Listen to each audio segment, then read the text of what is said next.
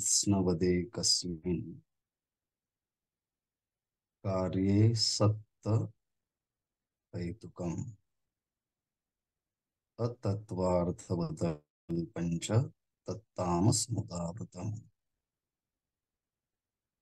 यत्तु कृत्स्नवदेकस्मिन् कार्यसक्तं हेतुकम् अतत्त्वार्थवदल्पञ्च तत्तामसमुदावृतम्।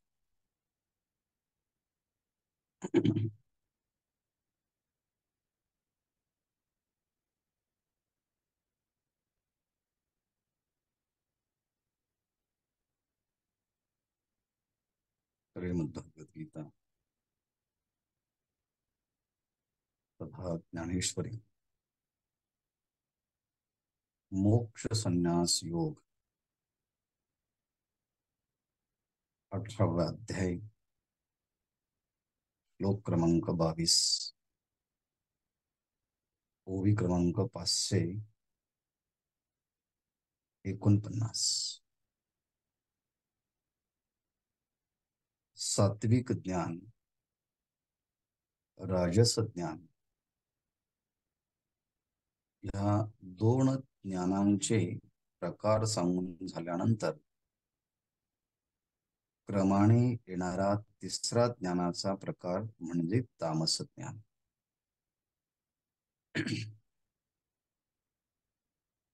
या तामस ज्ञानाचा प्रकार या ठिकाणी ज्ञानेश्वर महाराज आणि भगवान परमात्मा सांगतायत। तत्तामसम उदाहृतम। तत् म्हणजे तत्तामसम, त्या ज्ञानाला तामस ज्ञान असं म्हणतात। कोणत्या ज्ञानाला? यत्तु कृत्स्नवदेकस्मिन्,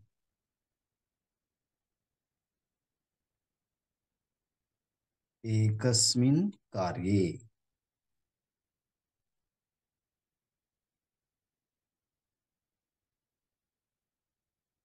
जीवनाच्या सर्वांगाचा विचार करण्याच्या ऐवजी जीवनाचा कोणता तरी एखादा भाग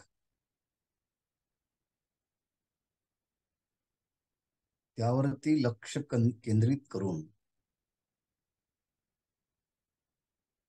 तो एक भाग म्हणजे संपूर्ण जीवन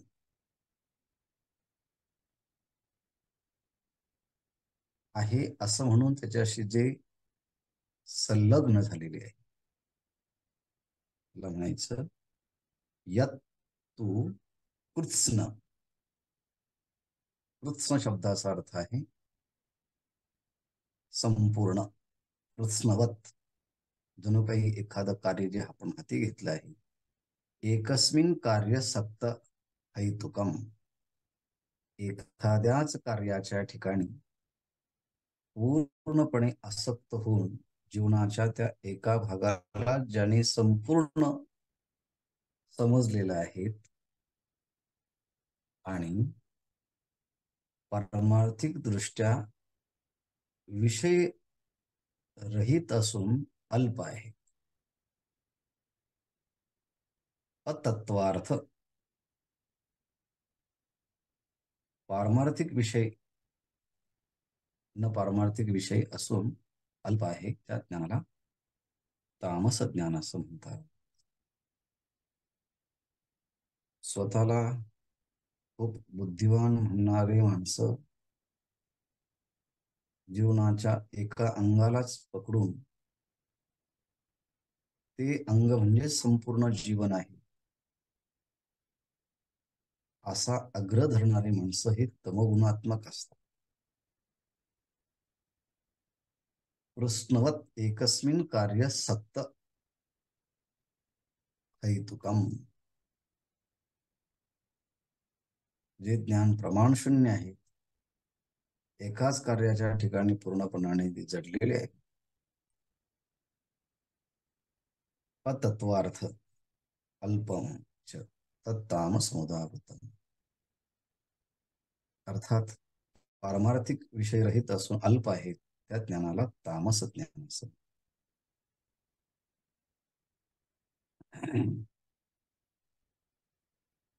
केवळ अध्यात्म किंवा वेदांत जीवनाच्या सर्व अंगाचा विचार करणारं शास्त्र आहे. बाकीचे शास्त्र कोणत्या तरी एका विशिष्ट अंगालाच सर्व अंग समजून प्रतिपादन करणारे आहे. सत्तेमध्ये राहणारे लोक संपूर्ण जीवन म्हणजे सत्ता, काव्यामध्ये राहणारे लोक संपूर्ण जीवन म्हणजे काव्य,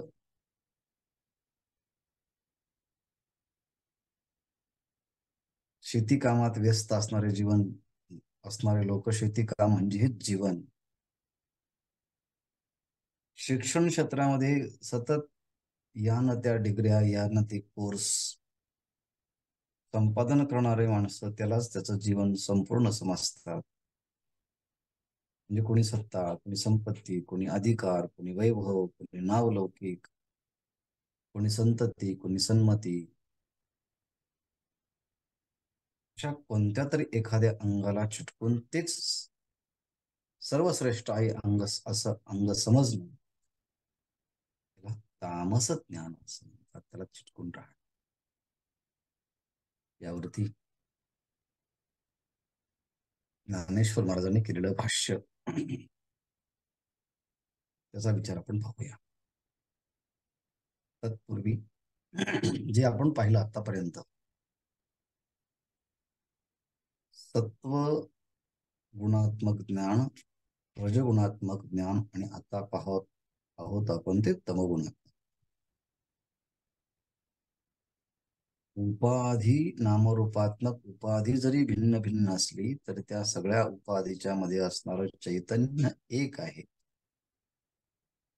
अनेकामध्ये एक तत्वाची अनुभूती ज्या ज्ञानामुळे येते त्याला सात्विक ज्ञान असं म्हणतात. जितकी जितकी उपाधी तितके तितके ज्ञान. उपाधी परत्वे ज्ञानामध्ये भेद पाहतात, अनेकत्व पाहतात. ते राजस ज्ञान आहे. आणि संपूर्ण जीवनांगाचा विचार न करता केवळ विशिष्ट एका भागाचा विचार करून तेच संपूर्ण आहे असं समजून त्यामध्ये गुंतून राहणं हे अल्पमतीचं हे लोकांचं काम आहे. त्यामध्ये जीवनातलं काही पारमार्थिक सार विषय नाही. ज्ञानाला तामस ज्ञान असं म्हणायचं. यावरती ज्ञानेश्वर महाराजांनी केलेलं भाष्य अप्रतिम स्वरूपाचं आहे.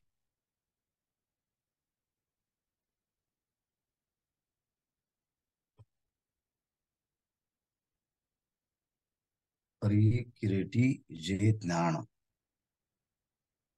हिंडे विधीचेनी वस्त्रहीन, श्रुती पाठी मोरी नग्न म्हणून तया.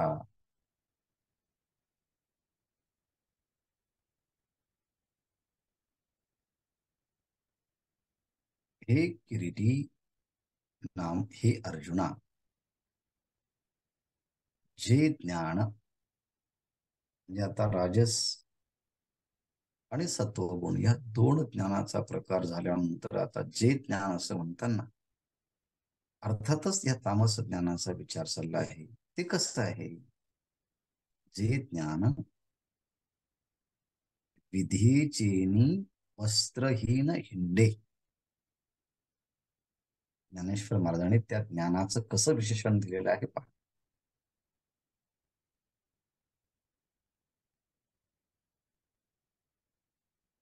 वस्त्रहीन हिंडे, जे ज्ञान वस्त्रहीन हिंडे, जे ज्ञान विधीचेनी वस्त्रहीन हिंडे. असं जे ज्ञान आहे की ज्या ज्ञानाला शास्त्राने सांगितलं हे केलं पाहिजे, हे अवश्य करणीय आहे,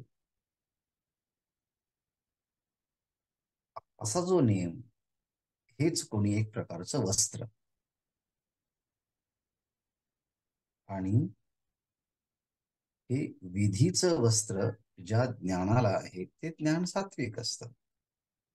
पण ज्ञानोबराय म्हणतात, ज्या ज्ञानाला विधीचेनी वस्त्रेहीन हिंडे, ज्या ज्ञानाला शास्त्रविधीचं वस्त्र नाही, शास्त्रविधीचं वस्त्र विरहित आहे. कितीही मोठा मनुष्य असला, कितीही सुंदर असला, पण त्याचं सौंदर्य त्याने परिधान केलेल्या वस्त्राने ते होत असत. विशेषतः भारतीय वस्त्र परिधान करण्याच्या ज्या वेगवेगळ्या पद्धती आहेत त्याने त्या माणसाची शोभाच वाढते. का कोणास ठाऊक कुठून ही पद्धत आणली?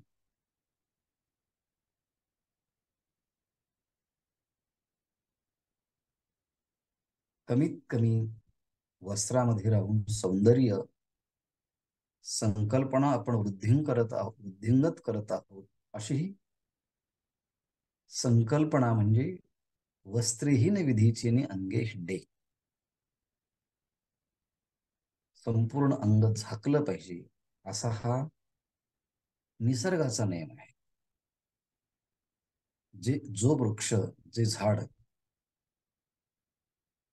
सर्व बाजूंनी पानांनी झाकलेलं असतं, त्या झाडाचं सौंदर्य अधिक विशेष असतं. ज्या झाडांना पानच नाही त्याला फारशी शोभा नसते.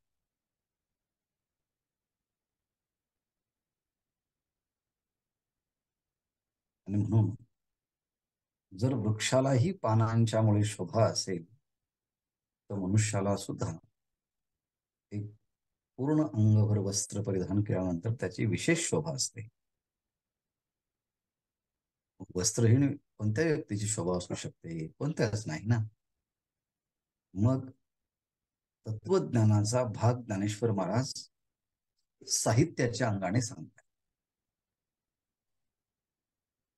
शास्त्र सिद्धांत एक काव्याच्या माध्यमातून सांगतात, साहित्याच्या माध्यमातून सांगतात. ज्या मनुष्यांना शास्त्राची, गुरुची, श्रेष्ठ महापुरुषांच्या संगतीचे संस्कार नाहीत, असे माणसंही जगामध्ये हिंडत असतात. आणि शास्त्र संस्कार युक्त असणारे महापुरुषही जगामध्ये हिंडत असतात. परंतु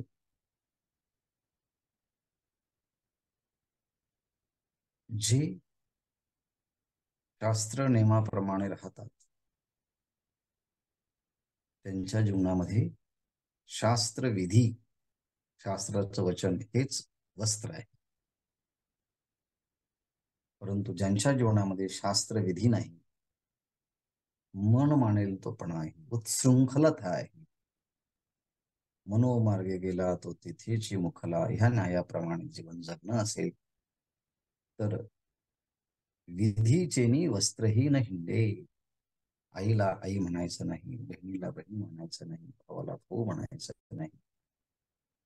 ज्येष्ठ श्रेष्ठ महापुरुषांचा जितक्या पद्धतीने, जशा पद्धतीने जो आदर द्यायला पाहिजे तो आदर दिला जात नाही. ज्यांचा अधिकार नाहीये, ज्यांची योग्यता नाहीये, अज्ञान वर्गातील जे शिरोमणी आहे,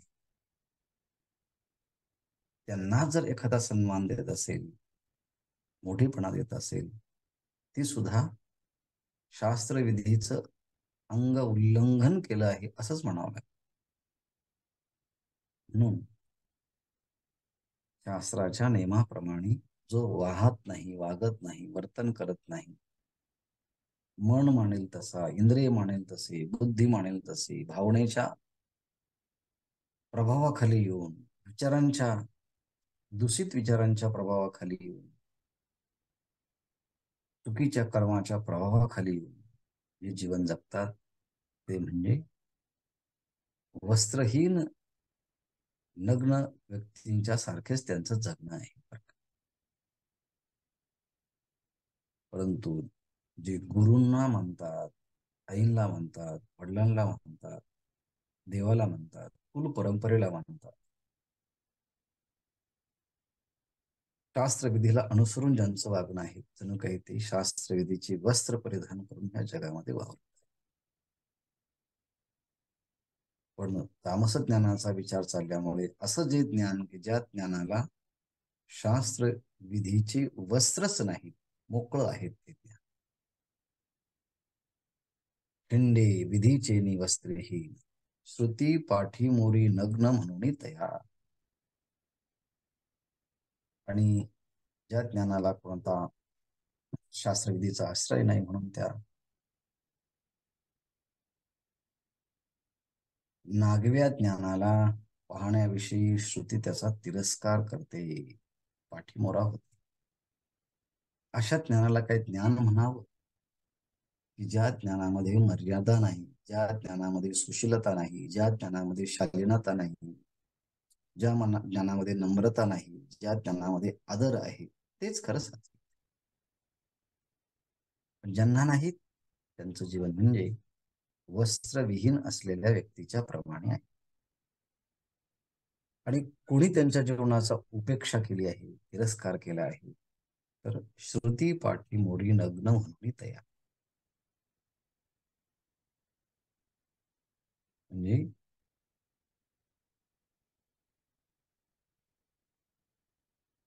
त्या ज्ञानाला नागवं म्हटलं आहे.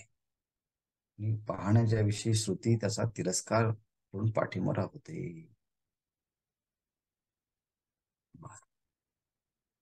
असं जे मनमानी असणार ज्ञान, मनोमार्गे गेला तो तेथेची मुखला, हरिपाठ स्थिरावला तुझी धन्य. ही वेगळ्या प्रकारची भूमिका. एरीही शास्त्र पटी करी, जी निंदाची विटाळवरी,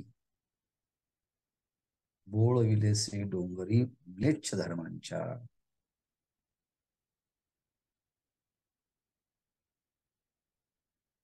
एरही शास्त्र बटी करी, जो निंदेचे विटाळवरी, बोळविलेसे डोंगरी म्लेच्छ धर्मांच्या. ते जे ज्ञान आहे ते ज्ञान कसं आहे म्हटले, शास्त्र बटी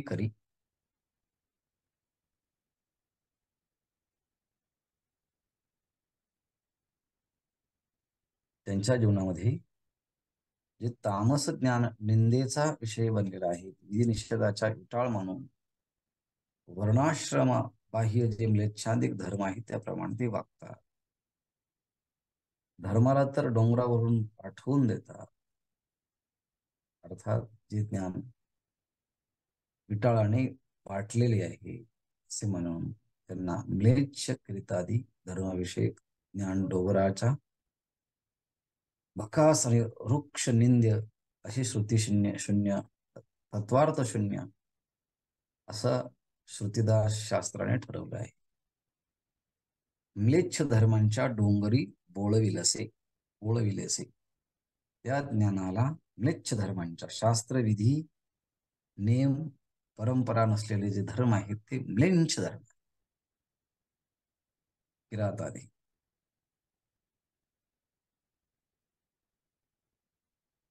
अशा उत्सृंखल शास्त्र मर्यादा शून्य असणाऱ्या ठिकाणी ज्ञानाला त्यांनी पाठवलेलं आहे. म्लेच्छ धर्मांच्या डोंगरी बोळविलेसे.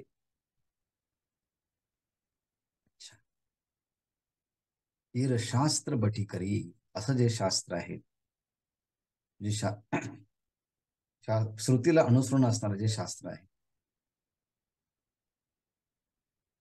तत्वार्थ शून्य असणाऱ्या तामस ज्ञानाचा निंदेचा, विधिनिषेधाचा विटाळ म्हणून वर्णाश्रम बाह्य धर्म जे आहे त्याप्रमाणे लोक वागतात. ऐसे गा ऐ जे गा ऐसे जे गा ज्ञान ऐसे गुणग्राहे तामसे घेतलेसे भवपिसे होनिया.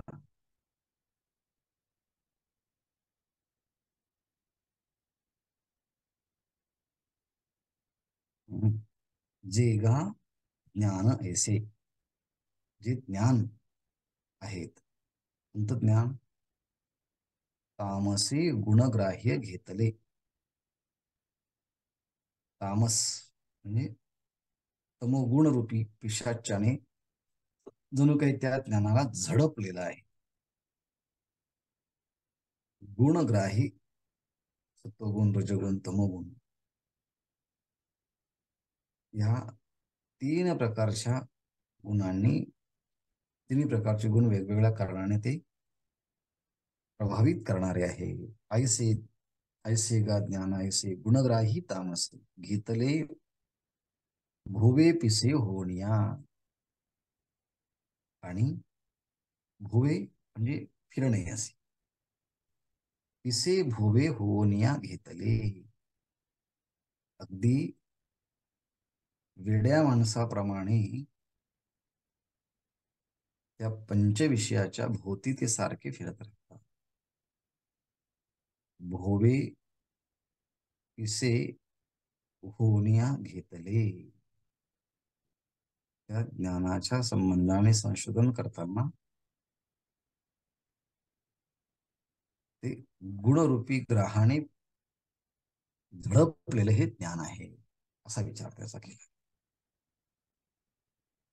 ते गा ज्ञान ऐसे गुणग्राहे तामसे घेतले भोवे पिसे होनिया. गुणग्राहे तामसे ऐसे ज्ञान घेतले आणि पिसे होनिया भोवे. असे सत्वगुण, रजगुण आणि तमोगुण या ज्ञानांपैकी सत्वगुण जर सोडला, सत्वगुण सुद्धा गुणग्राही तामसी अत्यंत तमोगुण रूपी ह्या पिशाच्याने झडपला आहे. त्यामुळे जे विडे होऊन पंचविषयाच्या भोवती सारखे फिरत असतात. पिसे होऊन या भोवे घेतले. वेडे होऊन त्या जन्मवृत्तीच्या अवतीभोवती हे सारखे फिरत असतात. जे सोयरिके बाध नेणे पदार्थी निषेधन म्हणे निरोविले जैसे सुने शून्यग्रामी.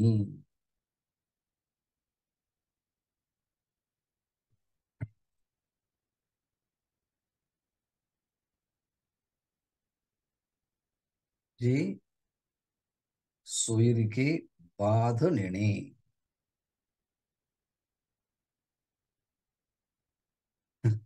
जे ज्ञान सोयरिके बाध नेणे असं ज्ञान, जे ज्ञान सोयरिके हा आपले जवळचे नातेवाईक आहे, गुरु आहे, वडील बंधू आहे, आजोबा आहे, पंजोबा आहे, अशा विविध प्रकारच्या संबंधाचा ज्याने त्याग केलेला आहे.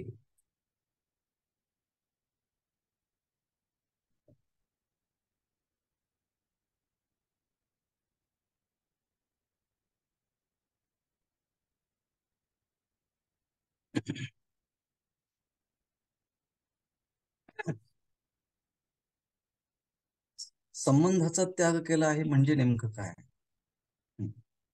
संबंधाचा आडकाठीच ठेवली नाही, म्हणजे संबंधाची मर्यादाच ठेवली नाही. असे लोक जगात असतील नाही, ती तमोगुणी आहे.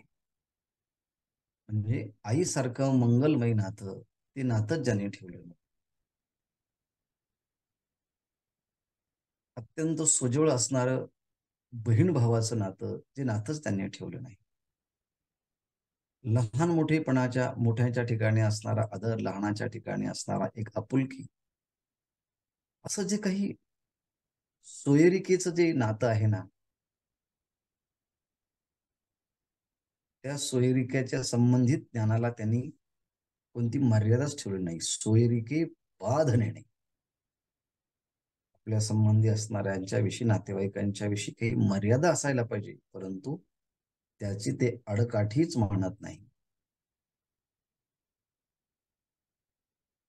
सगळ्यांना सारखंच पहा. पदार्थी निषेध न म्हणे, त्यांच्यासमोर कोणताही पदार्थ आणला तर त्याला ते वाईट म्हणत, कोणत्याच विषयाला निषिद्ध म्हणत नाही. त्यांना ते हवंच असतं. स्वतःच असो, दुसरे असो असो, योग्य असो अयोग्य असो, शास्त्रीय असो अशास्त्रीय असो, बंधकारक असो बंधनकारक असो,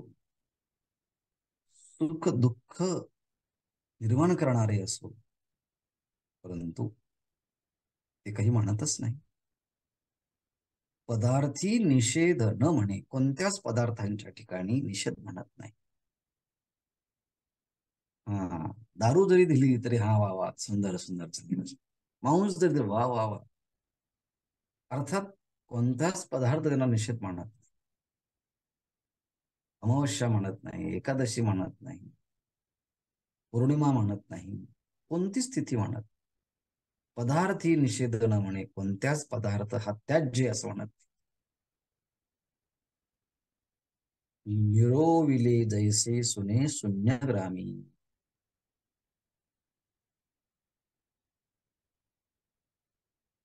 शून्यग्रामी जैसे शून्यग्रामी सुने निरोविले. शून्यग्रामी असं गाव की ज्या गावामध्ये कोणी आणि कोणीच राहत, पूर्णपणे जे गाव आहे ते निर्मनुष्य गाव आहे. कोणत्याच मनुष्याची त्या ठिकाणी रहदारी नाही.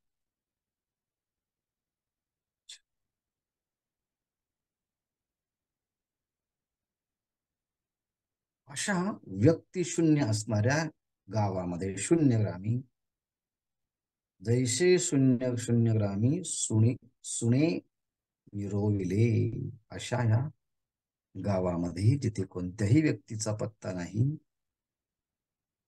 त्या गावाच्या मध्ये जसे कुत्रे नेहून सोडलेले असतात.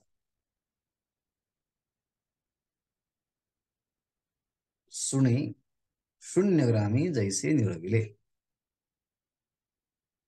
निर्मनुष्य असणाऱ्या ठिकाणी जसं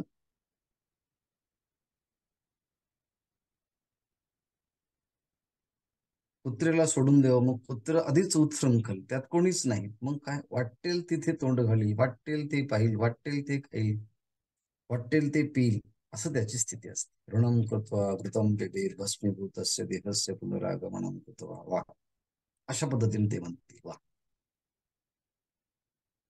हा, मग कुत्र्याची उपमा दिलेली आहे. कुत्र कोणालाच काही मानत नाही, जे दिसेल तेच तोंड घालेल, कुत्र्याचा स्वभाव तसं. जे दिसेल ते भोग्य पदार्थ आहे,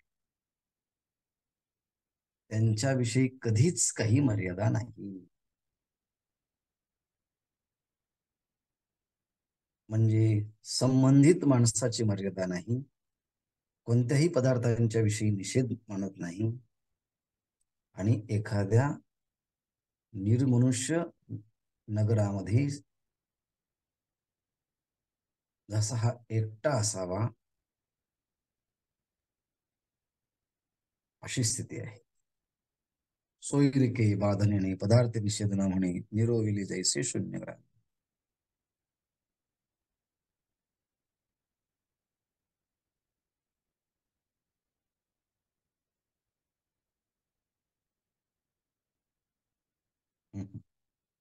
तया तोंडी जे नाडळे, का खाता जेणे पोळे, तेची एक एक वाळे एर घ्यायची ते. तोंडी जे नाढळे,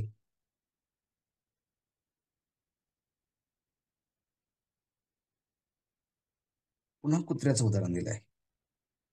असं एक कुत्र की ज्या कुत्र्याला दिवसभरामध्ये भाकरीच मिळाली नाही, त्यामुळे ते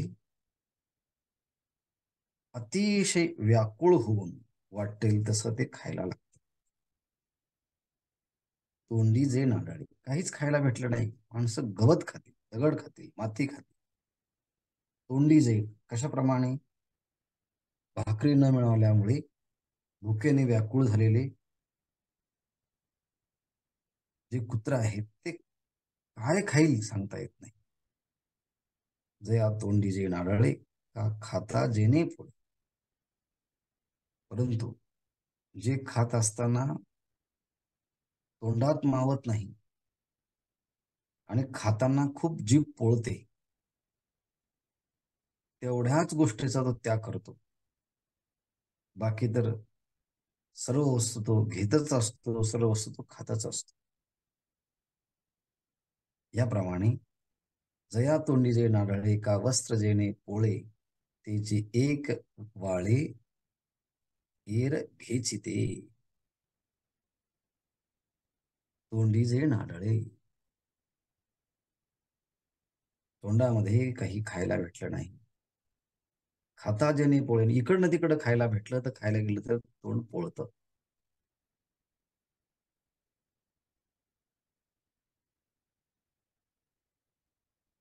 मग काय करतात, तेची एक वाळे. वाळे शब्दाचा अर्थ आहे ते वाळतात म्हणजे टाकून देतात, म्हणजे त्याचा स्वीकारच करत नाही. तेची एक वाळे, त्याच गोष्टीचा फक्त ते निवारण करतात, त्याच गोष्टीचा ते त्याग करतात. कोणत्या गोष्टीचा? जे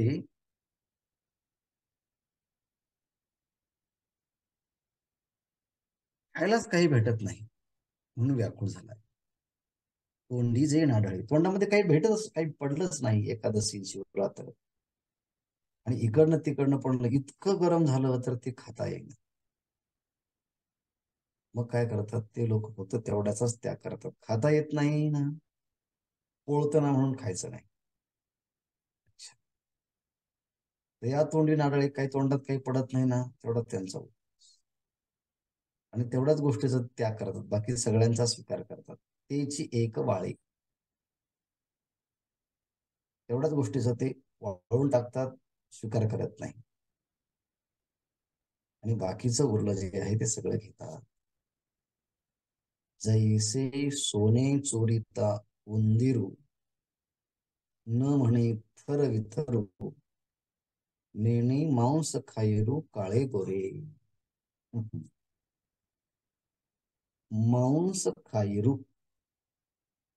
मांस खाणारे, नॉन व्हेजिटेरियन, असे जे नॉन व्हेजिटेरियन आहेत, म्हणजे जे नॉनव्हेज खाणारे आहेत, मांस भक्षण करणारे आहेत, त्यांच्या समोर तर तो भाग येईलच ना.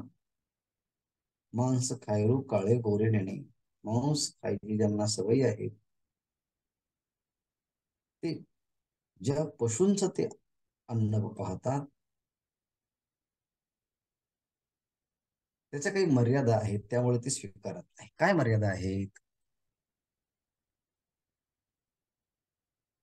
तिथे मर्यादा काहीच नाही. हे काळं जनावर आहे का, हे गोर जनावर आहे, काळा गोरा हा रंग न पाहता ते वाटेल त्या विषयाचं सेवन करत असतात.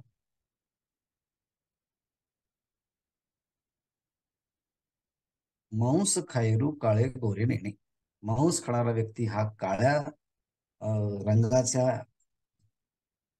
शेळीचं, मेंढीचं आहे किंवा पांढऱ्या आहे, याचा काही विचार करत नाही. मांस खायरू काळे गोरे नेणे, कोणता काळा आहे का गोरा पाहत नाही. सोनं सोनं चोरी करत असताना, सोने चोरीता उंदिरू न म्हणे तरवित. हम्म.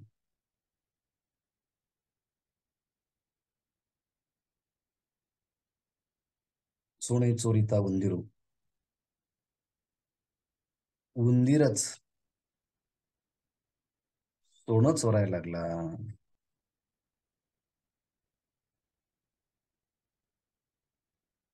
त्यामुळे तो काहीच पाहत नाही.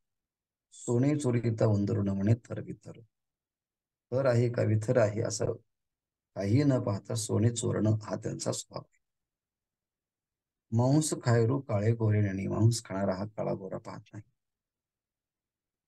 अच्छा. नाना वना माझी बोहोरी, कडसणी जेवी न करी, का जीत मेले न विचारी बैसता मासी. मासी बैसता जीत न विचारी, का मेले न विचारी. ज्याप्रमाणे माशी जेव्हा बसते एखाद्या व्यक्तीच्या ठिकाणी, तो मेलेला आहे का जिवंत आहे याचा कोणताही विचार करत नाही.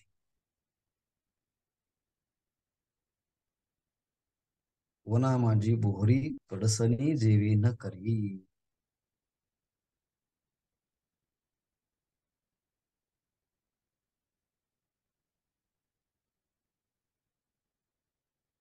वना माझी, वनामध्ये कडसणी जेवी बोहरी न करी. जंगलामध्ये असणाऱ्या झाडांनी पेट घेतला की मग हे आंब्याचा आहे, बोरीचा आहे, चिक्कूचा आहे असा कोणताही विचार करत नाही. जसं की मासी जिवंत आहे का मेलेला आहे असा विचार न करता त्याच्या चेहऱ्यावरती करत असते.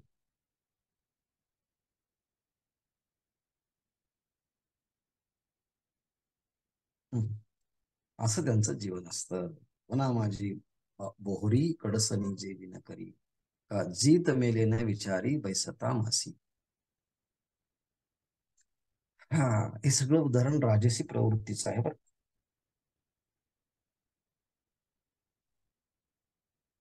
आणखी उदाहरण पाहूया आणि थांबूया. का अगा, अगा वाता का वाढिलिया, साजूक का सडलिया, विवेक कावळ्या नाही जैसा. जैसा कावळ्या विवेक नाही.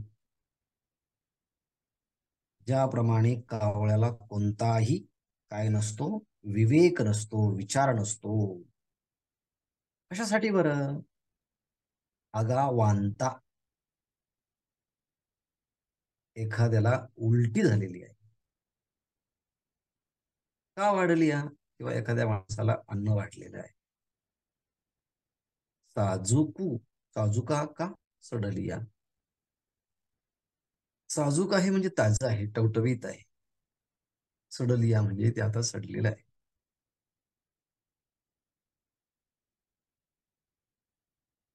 विवेक कावळ्या नाही, जैसा कावळ्या विवेक नाही. असा कावळा मागचा पुढचा कोणताही विचार करत नाही. वाढलेलं जे आहे ते वांत आहे का खास वाढलेलं आहे. ताजं आहे का सडलेलं आहे याचा विचार कोणाला नसतो. कावळ्या जैसा विवेक नव्हे. कावळ्याला तसा कोणताच विचार नसतो. जे काही भेटेल त्याला टोच मारणं. तैसे निषिद्ध सांडोणे द्यावे का विहित आदरावे घ्यावे, या विषयाचे नावे नेण्याची जे. त्याप्रमाणे निषिद्ध शास्त्रविरुद्ध जी गोष्ट आहे ती टाकून द्यावी, फेकून द्यावी, तिचा स्वीकार करू नये. आणि जे शास्त्र मान्य आहे, शास्त्र स्वीकार्य आहे, त्याचा स्वीकार करावा, आदर करावा, जीवनामध्ये आणावं. ही विषयाची नावे नेण्याची जे. ते कोणत्याच विषयाच्या संबंधाने विचार करत नाही. विषयाची नावे जे नेण्याची असा कोणत्याही विषयाच्या नावाने ते विचार करत नाही. निषिद्ध सांडवणे द्यावे, वीत आधारी घ्यावे, चुकीचं कर्म हे टाकून द्यावं, हे चांगलं कर्म आहे याचा स्वीकार करावा. चांगल्या कर्माचा स्वीकार, निषिद्ध गोष्टीचा त्याग हा मुख्य भाग असायला पाहिजे, पण तो यांचा नसतो. शेष विचार आपण नंतर पाहूया. ओम